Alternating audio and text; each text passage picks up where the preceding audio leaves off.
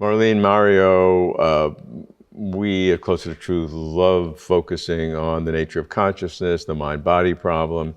And as we've been working and thinking about art, we've been always asking the question, how art affects X, Y, and Z, morality, belief systems, the nature of the self, various kinds of things that art, and we've discussed that.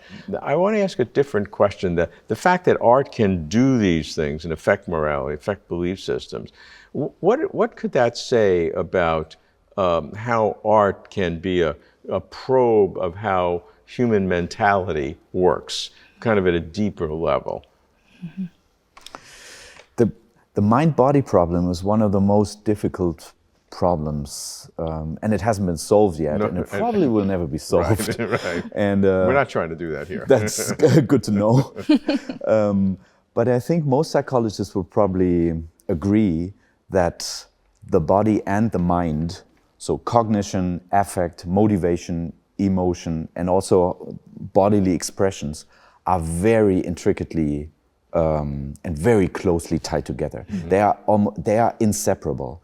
And you can see this for a range of emotions, for example. If you, one of the bodily expressions of anger is this one, the corrugator muscle, and obviously one of the bodily expressions of awe is the feeling of, like, it's a muscle relief that you experience. And one very interesting emotion that psychologists have been increasingly interested in is disgust.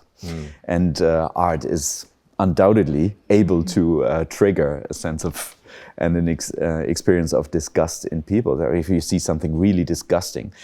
And the bodily expression for disgust is also very strong. So the immediate reaction is avoiding, staying away from things, and closing as many things as you have on your body. So closing the mouth and closing the eyes.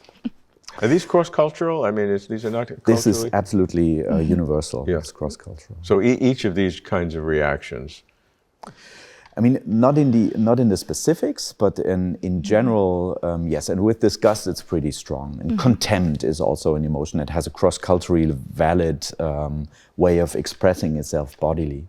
So these are examples where you can see that the body and the mind are basically something that you cannot tear apart. It's the one depends on the other. You know? And art is actually something that shows you how interconnected they are, because if we're talking about emotional reactions, there are some emotions that are very specific to the art experience, like awe, feeling small in front of a really impressive artwork, for example, but also others, for example, having chills or being moved to tears. These are emotions that are really fascinating to psychologists because they don't have any utilitarian functions. How do they help us in everyday life? Well, they don't. And they're very specifically evoked by artworks. So apparently, artworks can do something physical with the body, but they are always in need of interpretation. So the mind has to come into play.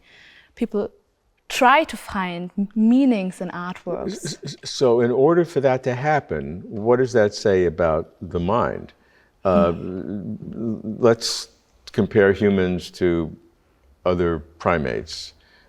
We don't think that primates have art. People may argue with that. People argue about language. Language is more controversial, but I haven't seen a lot of arguments that great apes have artwork. And so what does that say about the human mind, that art has this bodily mind impact that we're talking about? Well, the first difference between humans and other primates is probably the utility function that you were talking about. There's clearly what you can see as art in the animal kingdom, for example, the dance that bees do has a utility function. That they do that not for itself, but they do that to communicate with each other. As a human, which is interesting in itself, you see that as a form of art. So it's a construal in your mind. That tells you something about how the human mind works. You tend to see art where there probably hasn't ever been intended to, there was no intention to be a work of art, like in a bee dance. Other than that, I think so your that question transformation, what does that mean? So humans maybe started dance because it was a communication, a communal coherence ritual, or whatever it was that had a utilitarian function, and then it grew out of that, and it became an artistic experience.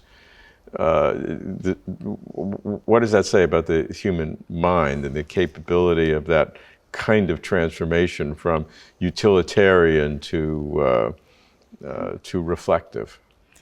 It seems like there's something specific, like a need for beauty in humans, right? They want to experience aesthetic emotions, and they want to look at something and find meaning in it in a way. And maybe this is something that's specific to humans. Maybe we just don't know yet how animals might express this, or how primates perceive art.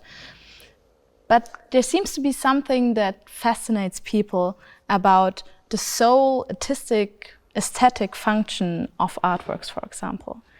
That reminds me a lot about the things that really makes humans special, I think, about even in relation to other animals. And that is the capacity for self-reflection and the capacity for metacognition. You can think about your own thinking, and you can perceive yourself as a person and as somebody who monitors yourself.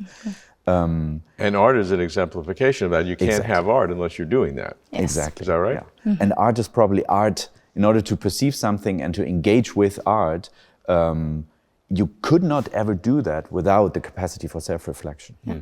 Especially since so rarely art is taken at face value. You always have to get behind what its meaning is. And you really need the metacognition for this. You really need to put yourself into context with it. What does it mean for yourself? How do you relate to the world? How do you experience certain artistic features, and how can you integrate them in your belief systems and in your knowledge you already have about the world? And this really needs a reflection so the artwork can unfold its power.